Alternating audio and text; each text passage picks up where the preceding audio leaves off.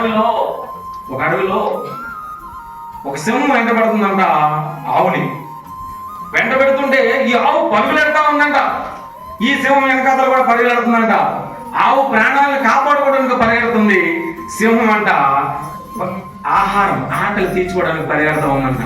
ఈ ఆవు పరిగెడుతూ వెళ్ళి వెంటనే వెళ్ళి అక్కడ ఉన్నటువంటి ఒక ఊబిలోకి ఎత్తేసిందంట. మరి నాకు అవకాశం లేదు, శక్తి లేదని చెప్పేసి ఊబిలోకి ఎత్తేస్తే ఈ సింహం కూడా ఆకలికి మరి తట్టుకోలేక ఇది కూడా గెంతుందంట. సింహం అక్కడ పడ్డదంట, ఆవు ఇక్కడ పడ్డదంట. ఆవు చూస్తా ఉంది, కదులుతా ఉంది, సింహం కదులుతా ఉంది. మెల్లమెల్లగా లోపలికి దిగిపోతుంది పెద్ద ఊబరి. ఈ లోపల దిగిపోతున్నప్పుడు అప్పుడు ఆవు అన్నదంట, ఎలా ఇద్దరం చనిపోతాను కానీ నీకు ఒక మాట వేస్తాను, ఒక ప్రశ్న వేస్తాను, చెప్తావా? చెప్పు. ఈ అడవిలో నీకెవరైనా యజమానుడు ఉన్నాడా?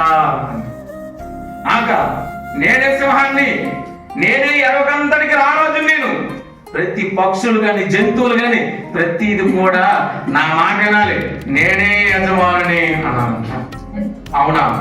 అయితే నా యజమానుడు ఎవరున్నాడు తెలుసా? అదిగో నా కన్ను పట్టుకొని పరుగులెట్టుకుంటూ నన్ను కాపాడడానికి పరుగులెత్తుకొని వస్తూ ఉన్నాడు. యజమానుడు లేకపోవడం వల్ల నీ దురదృష్టము, యజమానుడు ఉండడం వల్ల నా అదృష్టం. దేవుని స్తోత్రం.